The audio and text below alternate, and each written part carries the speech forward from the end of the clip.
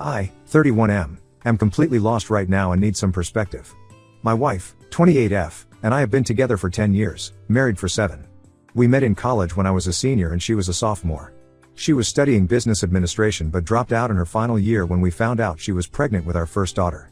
We decided together that she would be a stay-at-home mom since childcare costs were almost equal to what she'd make at an entry-level job. We're a middle-class family with 3 daughters, Emma, 6, Lucy, 3, and 1 on the way due in 4 months. I work in medical equipment sales, and while the commission-based income can be irregular, I've always managed to provide a comfortable life for my family. We own a 4-bedroom house in a good school district with a mortgage that we've been consistently paying off. About 18 months ago, my wife approached me about an investment opportunity through her brother Diego's, 34M, real estate company. He claimed to be flipping houses in upscale neighborhoods and promised 12% annual returns.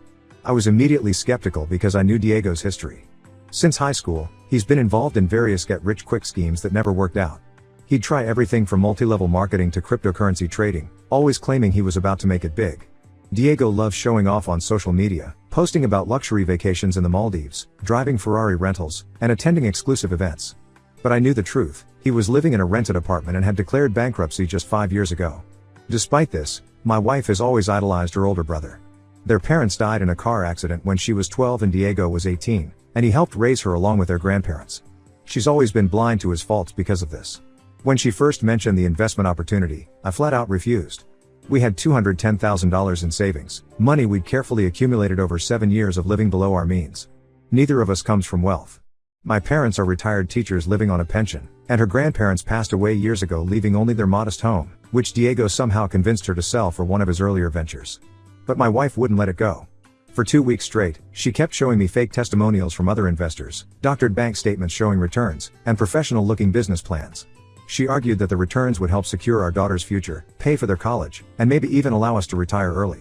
After endless discussions and her constant assurance that Diego had finally found legitimate success, I reluctantly agreed to invest $100,000. Looking back, I should have trusted my instincts. For months after the investment, I heard nothing concrete about returns. My wife would occasionally mention that Diego said things were going well, but when I asked for documentation or proof, there was always some excuse. The quarterly statements he sent looked professional but were vague about actual returns. I started getting worried, but my wife assured me it was normal for real estate investments to take time to show profits. 2 weeks ago, everything imploded. Diego disappeared without a trace, and the local news broke the story that he'd been running a massive Ponzi scheme, stealing over $6 million from at least 50 investors. Many were friends and family who trusted him because of his charismatic personality and seemingly successful lifestyle. I was devastated, but it got worse. After the news broke, my wife had a complete breakdown and confessed that she'd secretly invested another $75,000 without telling me. She'd taken the money out gradually over 6 months, always after my bigger commission checks came in, so I wouldn't notice the withdrawals immediately. She claimed Diego had convinced her the business was about to expand exponentially and early investors would make the biggest profits. I'm struggling to process this betrayal. We've lost $175,000, nearly our entire life savings. This money represented years of careful planning and sacrifice. It was meant for our daughter's education, our retirement, and emergencies. My job's commission structure means some months are significantly better than others, and we needed that safety net for the lean times. My wife has been crying constantly, barely eating, and begging me not to leave her. She claims she truly believed in Diego's business and was just trying to secure our future. She keeps saying she'll get a job after the baby is born and spend years paying me back.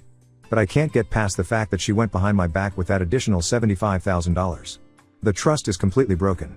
I haven't told her how angry I really am because her doctor warned us about keeping her stress levels down during this pregnancy. But inside, I'm furious and terrified.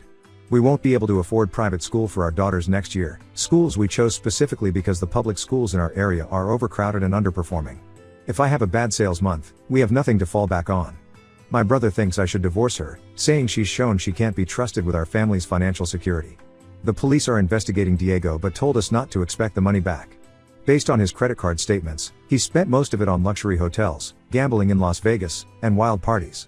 My in-laws, wife's aunt and uncle who helped raise her, are devastated and ashamed but can't help financially. They lost $250,000 in his scheme, their entire retirement fund. I love my wife and our life together, but I don't know how to move forward from this. Every time I look at our bank account or think about our daughter's future, I feel physically sick.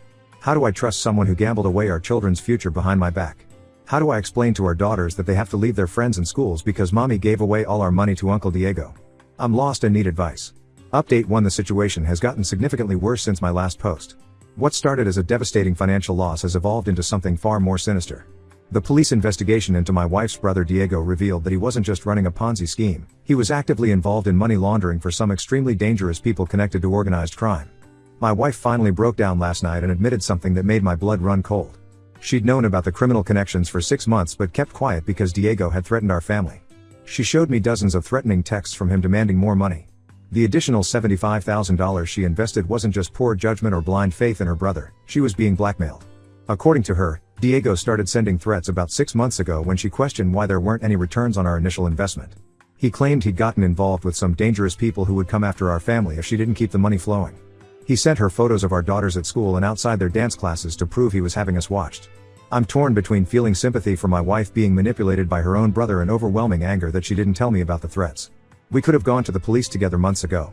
Now the FBI is involved, and we've had to hire a criminal defense lawyer to protect ourselves since technically my wife was involved in money laundering, even if under duress. The impact on our extended family has been catastrophic. My in-laws, who were like second parents to my wife after she lost her own, have completely fallen apart. My father-in-law had a massive heart attack from the stress and is in the ICU. My mother-in-law hasn't spoken to anyone in days, she just sits in the hospital room staring at the wall. The whole family is under investigation because the FBI doesn't believe Diego could have managed this operation alone. My wife's mental health has deteriorated rapidly. She's been hospitalized twice in the past week for severe anxiety attacks. Her obstetrician is extremely worried about the pregnancy and has warned us about the possibility of early labor due to stress. She's been prescribed bed rest, but she can barely sleep. She just lies there crying and apologizing over and over. I'm trying to be supportive because of the pregnancy and the fact that she was being threatened, but I'm also dealing with intense anger and betrayal. Our oldest daughter, Emma, keeps asking why mommy is always crying and why she had to leave her school. She misses her friends and doesn't understand why we can't afford ballet lessons anymore. Lucy, our 3-year-old, has started having nightmares and wetting the bed again. The media has gotten hold of the story and Diego's face is plastered all over the local news. They're calling it the biggest financial fraud in our state's history. Some of his victims have started harassing our family, blaming us for their losses. We've had people showing up at our house demanding their money back. One man threatened to burn our house down if we didn't repay him. We've had to change our phone numbers and I've installed security cameras around the house. My company has been understanding so far, but my sales numbers are dropping because I'm constantly dealing with family emergencies and legal meetings. I'm terrified of losing my job because we have absolutely no savings left. The legal fees alone are eating up most of my commission checks. The FBI agents investigating the case told us Diego's scheme went far deeper than anyone initially thought.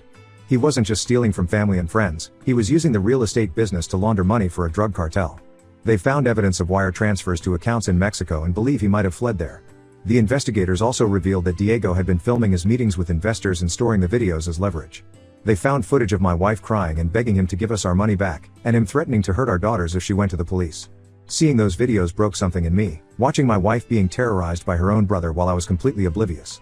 We've been assigned a victim advocate through the FBI's Victim Assistance Program, and they're helping us create a safety plan in case any of Diego's criminal associates try to retaliate. We might have to move and change our names if the situation escalates. The thought of uprooting our daughters and starting over somewhere else is overwhelming, but their safety has to come first. I still don't know if I can save my marriage after all this. Yes, my wife was being threatened, but she had multiple opportunities to tell me the truth before it got this bad. How can I ever trust her judgment again? How do I know she won't keep other dangerous secrets in the future?